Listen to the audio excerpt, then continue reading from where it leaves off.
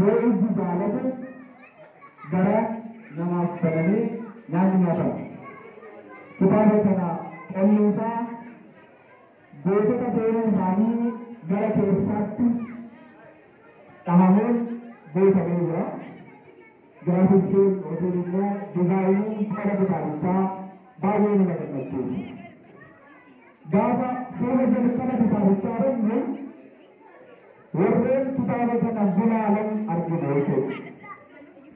Warreen kitaaba kana gulaalan Profeesar Mahammad Hasan nama qabsoo Oromoo nafxanyoonni xureessan Oromoon hin jiru Oromoon bishaan keessaa ba'e jedhanii kitaaba isaanii bara 2000 keessatti barreessanii maqaa keenya dhoksan afaan Ingilifaatti hiikee dhugaa Oromoo katabee manneen kitaabaa addunyaa keessa jiru fi golaan baay'een addunyaan dhaga'uu martu keessa nama lataa'edha jechuudha.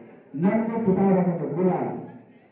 Tokkoffaa irratti biyyaaleessaatti argamee hayyuu goonee guddaa Profeesar Mahammad Hasantu kitaaba kana gulaala. Itti aanee Daawit Bulchaa isaanis hayyuu seenaa. Itti aansee uummata Oromoo biratti bara kana keessa rooticha guddaa abbaa amantaa qabsaa'aa durdur eenyutaa Ustaaz Raayyaa Abbaa Lachaatu kitaaba kana gulaala jechuudha. Itti aanee barsiisaa Naasir Shariiftuu kitaaba kana gulaalee achirraan injinar Samaandeen Baay'isaa ta'e kitaaba kana gulaala. Egaa warreen kitaaba kana gulaalan jara kana yoo ta'anii kitaabni kun maaliif keessatti qaba? Maaliif keessatti hammatee jira?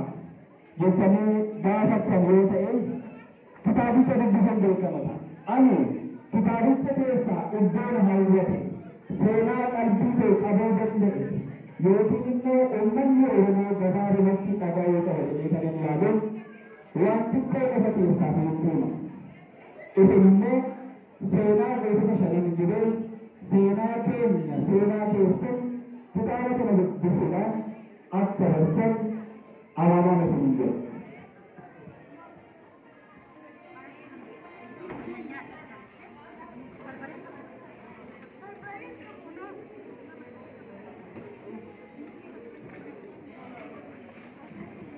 Jalqabatti kitaabni kun sababni inni barraa'eef maal akka ta'e dhuunfaatti yookaan ani yaadannoo kophaa qabatee akkam dhiyeessine waan na beekteef jalqaba kitaaba kanaarratti seenaa kitaabni kun maaliif akka barraa'e asirratti barraa'e isiniif ta'a. Naftanyoonni gaafa dungooruu hojjetan goota hin qabdan seenaa hin qabdan jechuudhaan ummata seenaa hin qabne jedhanii nama hoggaasan. Ilmaayyuu Oromoon namni biyya kanaatiin jedhanii dutti qoosaa turan. Seenaa isaanii nu barsiisan, afaan isaanii nu dubbachiisan, aadaa isaanii nu laalchisan, eenyummaa Oromoo barachiisanii Oromoon akka of jibbu akka of tuffatu nu taasisan. Egaa sabni goota hin qabne seenaan qabu. Sabni goota hin qabne seenaan qabu. Goota cunqursaatu dhalcha. Cunqursaan goota dhalcha. Gootni immoo seenaa dalaga. Sabaaf dhaabbata. Sabaaf birmata. Saba kaasa.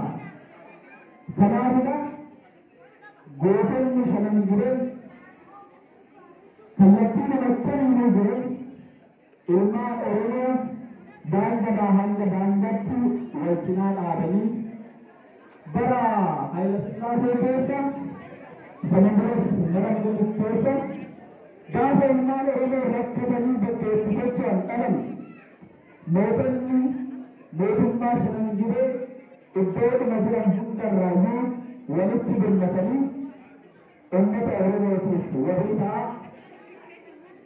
Uummatni Oromoo akka waliif birmatu waraanni nama tokkoo gaafa laafe waraanni kan biroo akka tumsu gochuudhaan seenaa guddaa fi boonsaa dalaganii turan.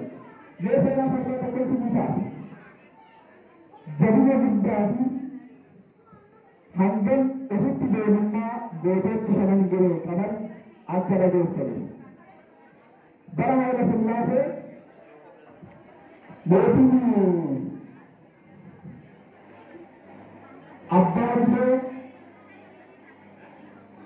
abbaa gibee xiqqaa abbaa gibee lamatti jira abbaa gibee xiqqaan Hayila Sillaaseen masara isaatti waan yeroo sanatti namni Hayila Sillaaseedhaan waaqarraa uumamee sanyii Solomoonotaati jedheedha sagadaan. Abbaan gibee nama isaan faana deeman wajjin gaafa masara seenan warreen masara kana keessa keessummeessanii maal barbaadan seetu gadi jedhanii akka sujuuda isaaf godhan yookiin aadee Hayila Sillaaseedhaan akka isaan sagadan gaafatan. Gootonni ilmaan shanan gibee maal jedhan beektu rabbii tokkichaaf sagannaa nuti Oromoodha waaqni maal akka ta'e beekna eenyuuf akka sujuuda buunu eenyuuf akka sujuuda hin buune ni beekna jedhaniiti mootii habashoonni daangaadhaa hanga daangaatti gaafa inni karaa darbe jilbeeffatanii sagadaafii turan sun qaalessanii onnee Oromummaatiin fuuldura dhaabbatanii gara biyyaatti deebi'an. Nama beektu kun seenaa abbootiin keenyaa ittiin beekan ittiin dhaadachuu qaba. Oromoon onnee akkanaa qaba. Egaa kitaabni kun boqonnaa shan qaba. Boqonnaa shan keessattuu mootii shanan giree jalatti gootota qoqqoodee aanaadhaa hanga aanaatti bara biyyitti hanga sirna wayyaaneetti tokkoon isaa sirriitti taa'ee jiru. Seenaa kana keessatti Oromoon daangaadhaa hanga daangaatti hayyuu tokko yookiin qabsaa'aa guddaa tokko hanga har'aatti iyyaafachaa jira. Tarii borginama nuu dhufunnaa tarii borginama deebi'ee dhufunnaa jedhee goota sikkoo mandoo tokko iyyaafata.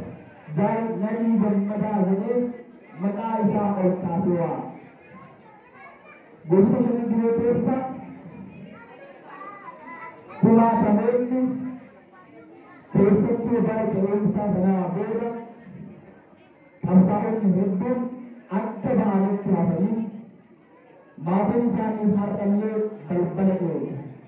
Maatiin hedduu isaanii osoo balbala eeganuu akkuma haadha jaalarii gammadaa addunyaa kanarraa darbaniiru. Hedduun isaanii har'allee balbala eegaa jiru. Kitaabni kun seenaa gootota as buuteen isaanii qabamanii shanan gibee keessatti qabsoo Oromoo beeksisuudhaan fuulduratti deemanii Oromoo ijaaranii kufanii guddisanii Oromoodhaaf bahanii iddoo isaan gahan osoo hin beekamin hanga har'aatti maatiin ala laalaa hafan hedduu qabna waan ta'eef yeroo tokkomee maatii ilmaan isaanii nuuf jecha dirree bahanii osoo hin deebiin hafanii hanga ammaa ala laalaa jiran kanaaf hamilee maataaniitu hamilee kennaati.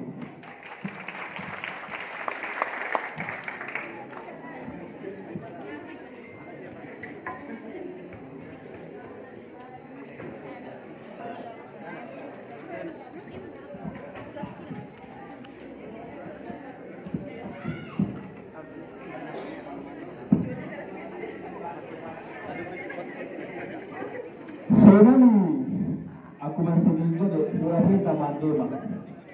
Ani waan hedduu keessaa kaasuudhaaf keessaa dubbachuudhaaf barbaadeen jira.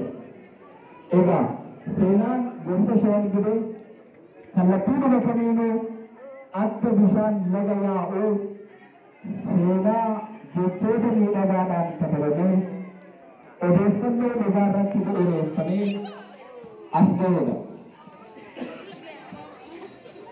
Barree as keessaa waan tokko isinii kaasa. Mee seenaa Doktor Naggaa Furrisaa waan tokko isinii jedhe. Doktor Naggaa Furisaa kan guddatanii wallabaa jiraantu mee waan dhaggeeffatanii baroota kohamalee horiiftonnaa afarsanii